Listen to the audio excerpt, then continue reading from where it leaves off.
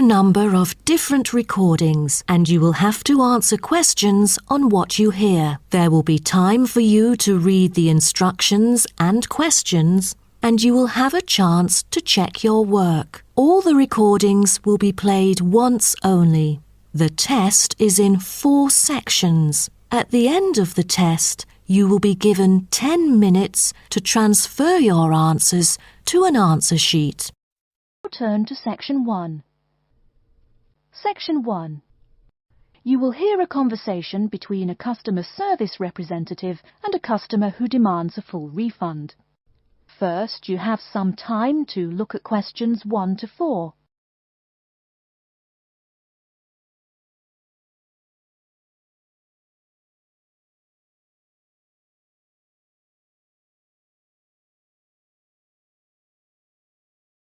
You will see that there is an example which has been done for you. On this occasion only, the conversation relating to this will be played first. Hello and welcome to Under Pressure Enterprises Customer Service Department. This is Kelly. How may I help you?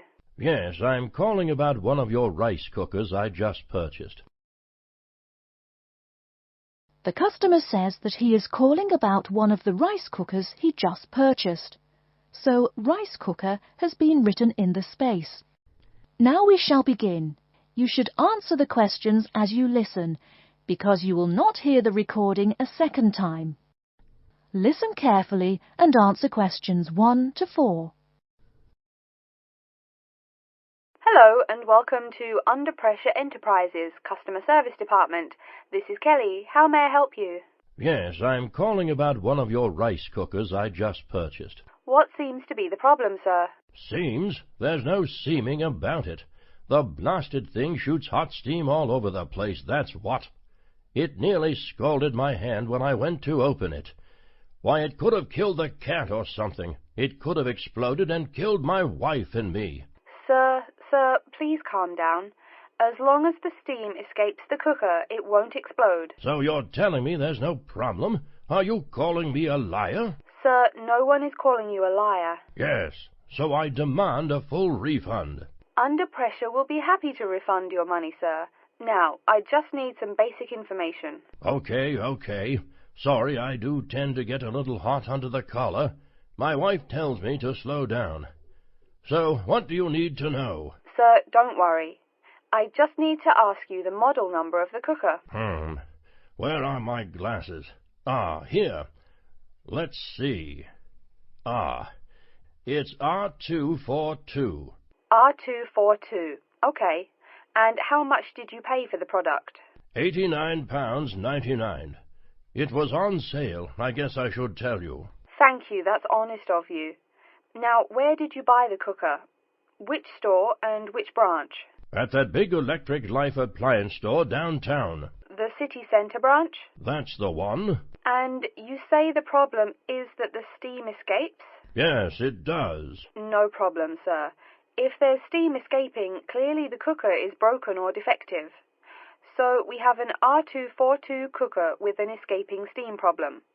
It was bought from Electric Life City Centre branch for $89.99. Is that correct? Yes, that is correct. Oh, I nearly forgot. When did you buy the cooker? Just as soon as my wife got the crazy idea she'll live longer if she stops eating good English food, roast beef and mash. No, all she says she wants is rice and vegetables and sauces you'd not soak your feet in. Before you hear the rest of the conversation, you have some time to look at questions 5 to 10.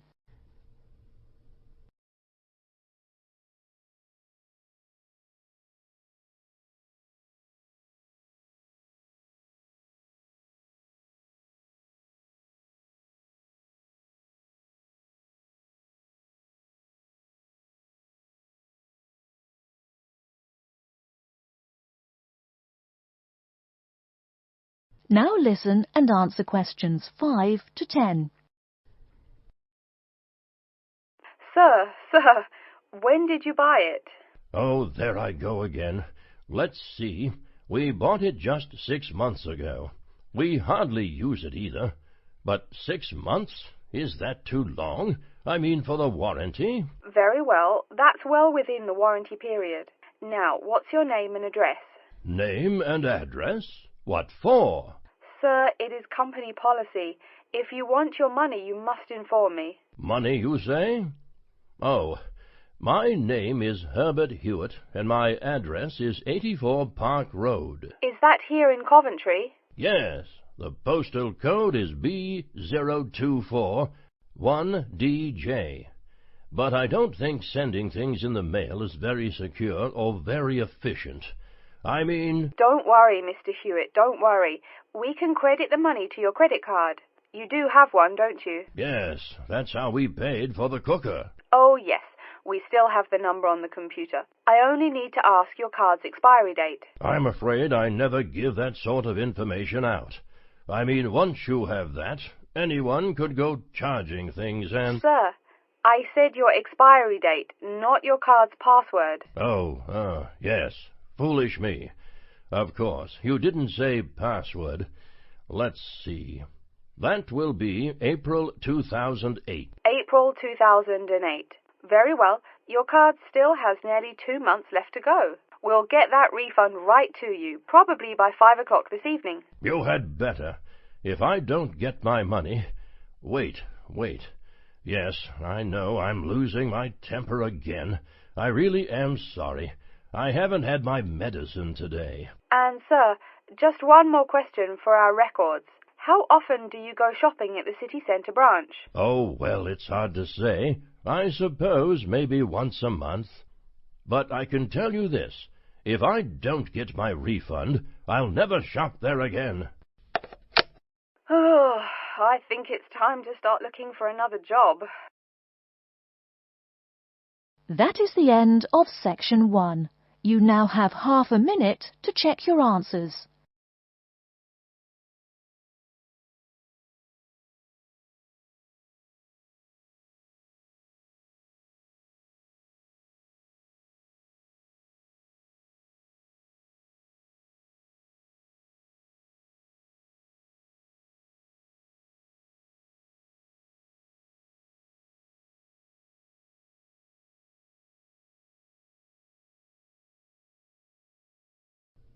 Now turn to section 2.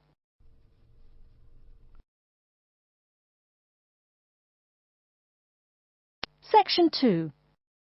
You hear a talk by a counsellor from the University of New South Wales, who will introduce some useful facilities and services on the campus. First, you have some time to look at questions 11 to 15.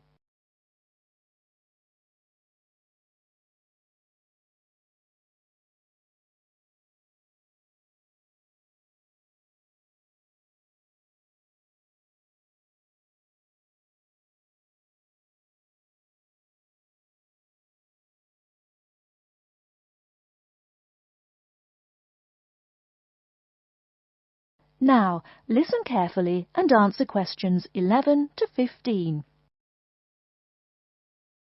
Hello everyone, and welcome to the University of New South Wales. The first thing I'd like to do at today's orientation session is get you all oriented. That means tell you the location of some useful facilities and services. So, first of all, take out the maps we gave you all as you came in the door. The map is the big yellow sheet of paper. As you can see on the map, north is at the top, south at the bottom, etc. Which way is north?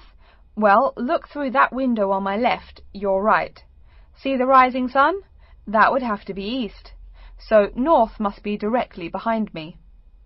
Now, we're at the campus main gate. The recreational facilities are on my right hand, and its opposite is the student centre. No questions? Good. Pretty easy, right? Okay. Did everyone eat breakfast at the student food service this morning? Was the food good? Yes, I am joking. I've eaten there too. So, after a meal like that, you must be eager to go to a doctor, right? Well, I have good news for you. The Student Health Centre is located about half a kilometre straight north of here. Look on your maps. You see the street on the east side of this building? Ned Kelly Avenue? Just follow that about 500 metres and the health centre will be on your left at the 3rd cross street, Now, I know you all just got here, so you must be wondering how to tell your folks you've arrived safely, how much you miss the dog, and how you already need more money. If you don't have an iPhone, you probably are wondering where to find a computer. Well, I have good news. If you go straight out of its door and walk down the garden street, you'll see the internet unit on your left side, just next to the gym. The hours are posted on the door, and the computers are free, but you must bring your student ID card with you. Like I tell everyone, if you need help with anything, you can probably find right here in the Student Centre. Do you see the 4 buildings there between the Student Centre and the library? Those are the dormitories. The men's dorms are the 2 on the south, the women's the 2 on the north.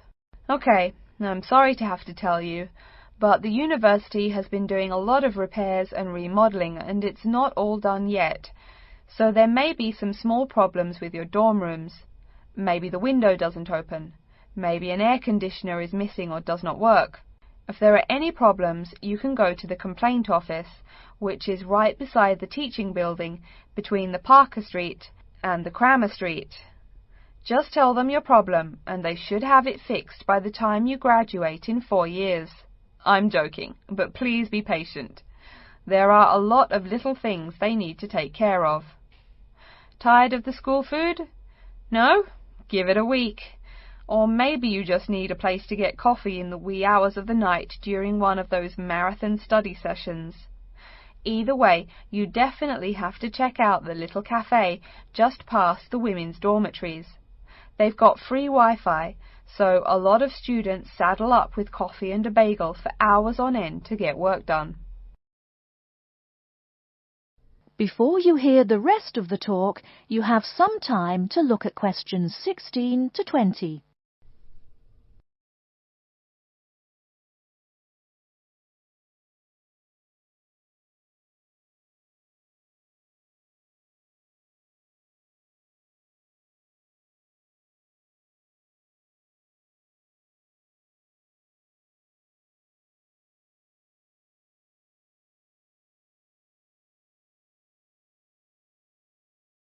Now listen and answer questions 16 to 20. As for the dorm rooms, I have some bad news and some good news. The bad news is the rooms are small and you'll probably be sharing space with at least 3 other students. The good news is that each room has its own bathroom. What's good about sharing a bathroom with 3 strangers? Good question. Okay, call it bad news and worse news. Hey, maybe try this for good news. Each dorm has a kitchen. If you want to make snacks or meals, you can do it there. You can buy food containers at any campus convenience store, so you can store your food in the kitchen. But a word of warning, you should definitely write your name on your food containers. Sad to say, there are food thieves among your fellow students. Speaking of thieves, a word about security. I mean, this is Australia, and we do get drunken bushrangers wandering onto campus. Each of you will be given a key for your dorm room. Don't lose it. You have to pay for any replacement and fill out a bunch of papers too. Red tape, huh? Your key does not work for the front door of your dorm, however. To the right of each door, there's a keypad with numbers. When you move in, they will tell you the code you use to enter the door. Please do not tell the code to people who do not live in the dorm. Let's see. Have I forgotten anything? Oh yes, most of you are not rich, correct? So when your clothes get dirty, you can't just throw them away and buy new ones. That means you have to learn to do laundry. Or, men, that means you have to hurry up and get married. If you decide to wash those clothes and not get married, there are laundries in each dorm. Where? Oh, I almost forgot to tell you. The laundry for each dorm is in the basement. Some real good news this time if you're a student, it is free. You do have to buy your own soap, however. The laundry closes, by the by, at 11:30. And now that I've mentioned 11:30, please remember, the dorm doors are locked at 11:30 p.m. Your code will not work. If you want to get in, you'll have to call the night watchman. Don't worry, you can get that number at the dorm office. Yes, the dorm office and the complaint office are the same office. All right then, before we continue, are there any questions? That is the end of section 2. You now have half a minute to check your answers.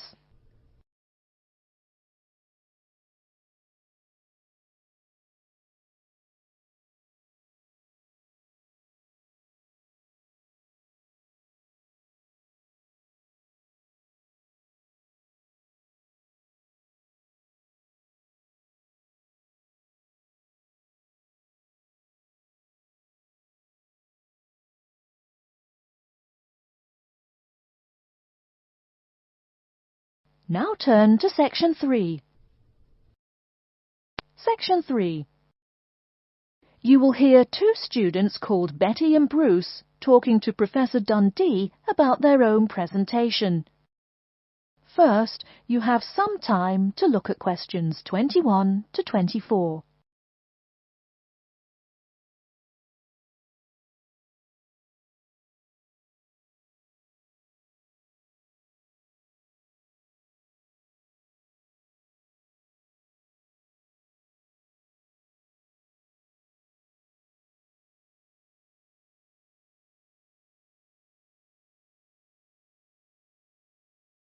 Now, listen carefully and answer questions 21 to 24.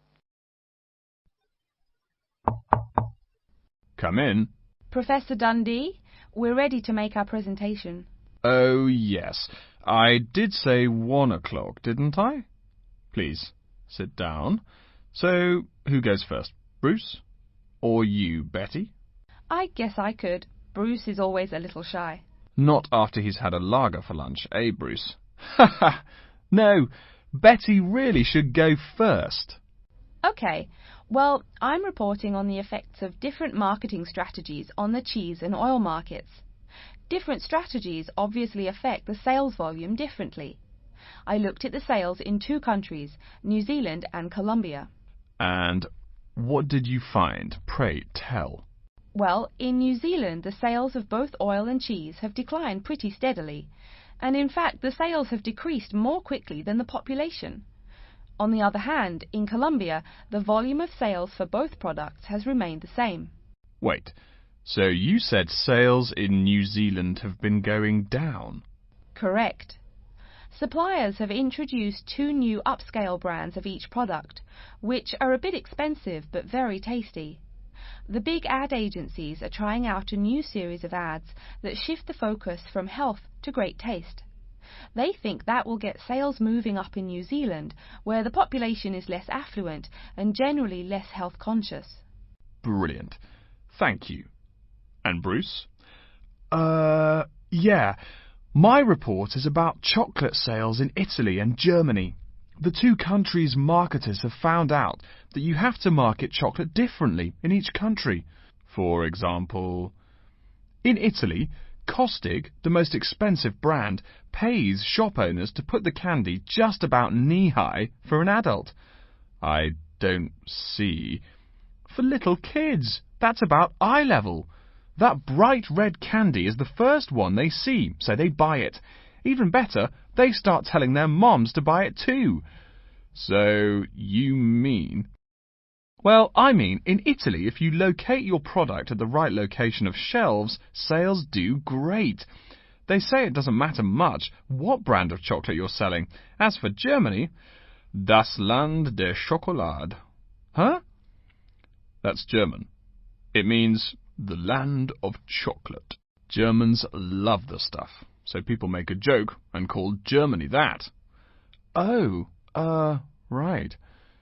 So, you were saying? Well, like you pointed out, Germans love chocolate, but they're thrifty. For a long time, the biggest selling brand was Schmutzig, mostly because it was the second cheapest, but didn't taste too bad. Before you hear the rest of the talk, you have some time to look at questions 25 to 30.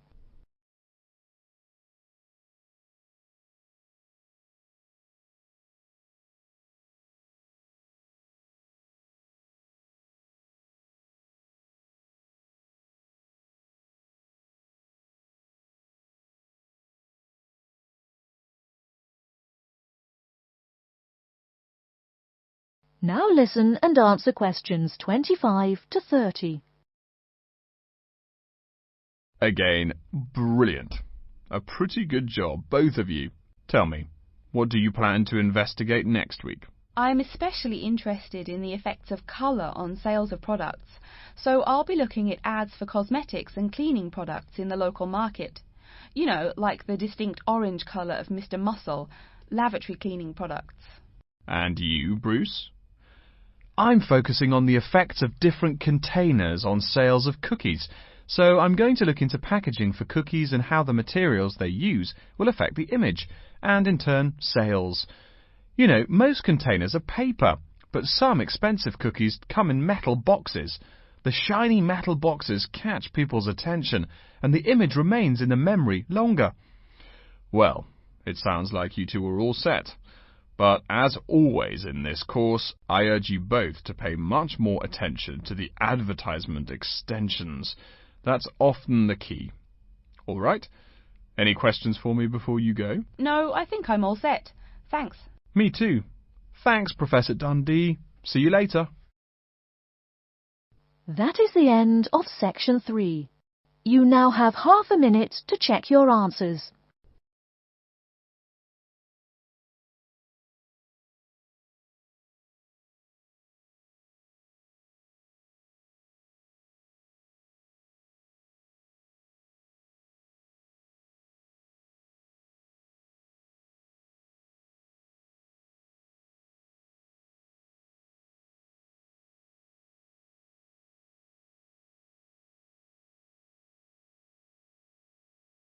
Now turn to section 4.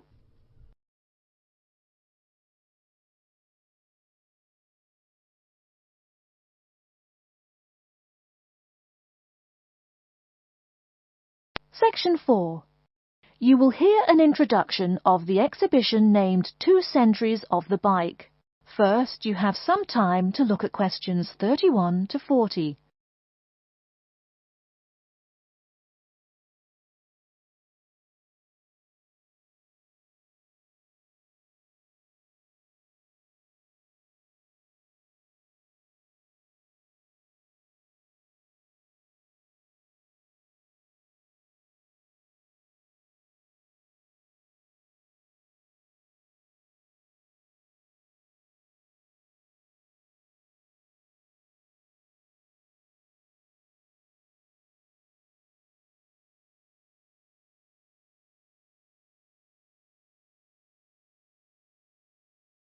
Now listen carefully and answer questions 31 to 40.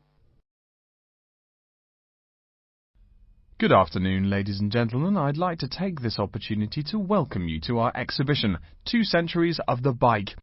Let's stroll around the exhibition, shall we? Although there were a few early efforts back in the 1700s, you didn't really see many bikes till, say, the 1830s in England. Bikes were a response to the rapid growth of cities early in the 19th century. Cities like London were getting too big to walk across. The early bike let people travel with less effort than walking. Plus, a bike was a lot cheaper than a horse. Think of it. No one invented a bike for, 5,000 years of human history. Why did people do it then? Probably because this was the start of the machine age. People wanted machines to do all the work. There were some drawbacks, however. For one thing, there were no pedals. You simply pushed yourself along using your feet, kind of like today's skateboard. That meant you went fairly slow, and uphill you actually worked harder, pushing that two-wheeler. Plus, the wheels were made of wood covered with metal, as you can see from this model. So the downside was that the ride was quite uncomfortable on most roads. Only a few gadget lovers had or used them. By the 1860s, though, improvements were being made. As you can see from this specimen, metal frames had become the rule. They are more durable than wood, and they don't warp in the rain. The biggest improvement, however, was the development of the chain and sprocket system. They are connected. This meant you did not push the bike. You used pedals, just like today. You had to try harder to balance, so it took some practice to figure out how to use the pedals. But it made the ride so much easier. As a result, the good thing was that you could ride a lot more smoothly and with very little effort. By the 1880s, another big change was the use of rubber wheels.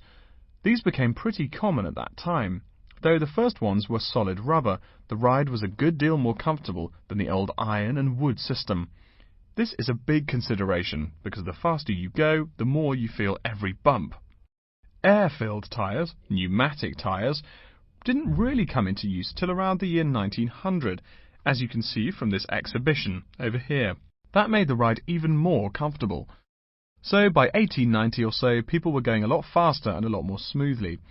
There was one problem when you were going quickly and comfortably. Oh no, how do I stop?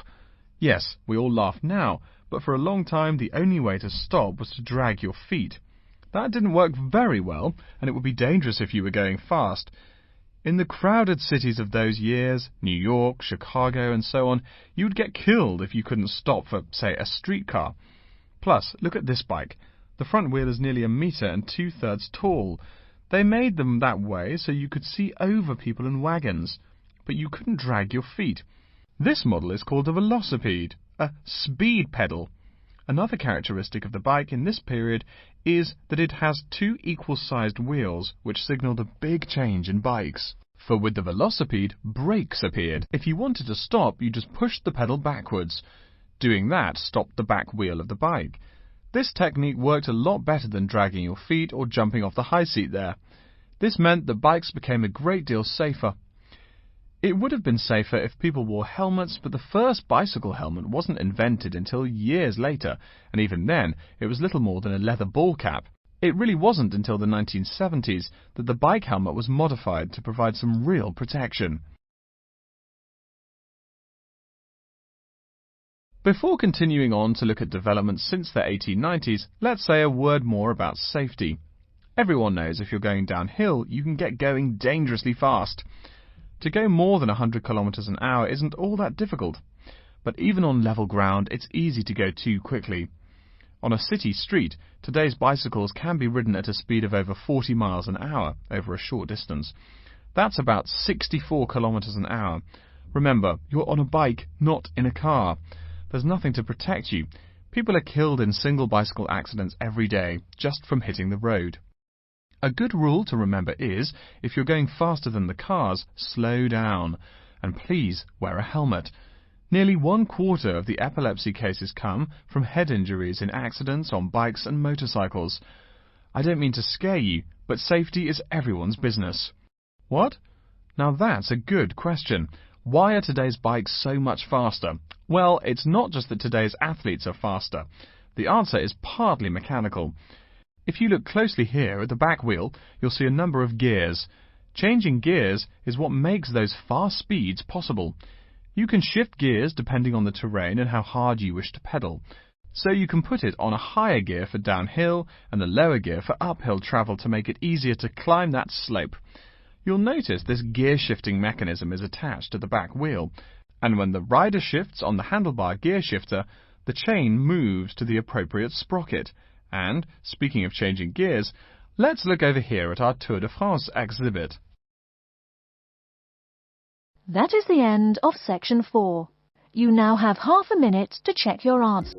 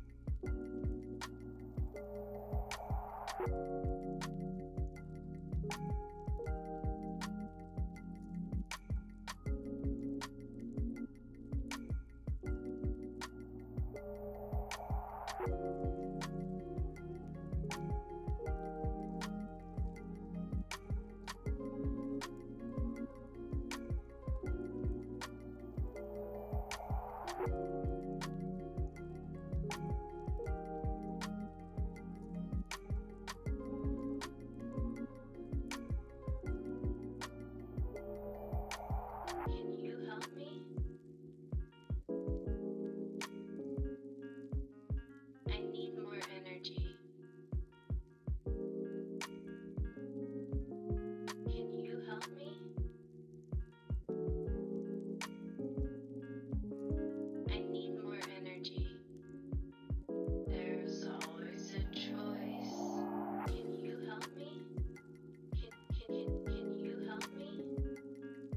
I need more energy.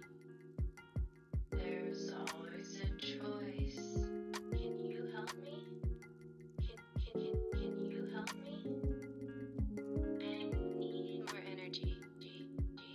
There's always a choice. Can you help me? Can you help me? I need more energy. There's always a choice. Can you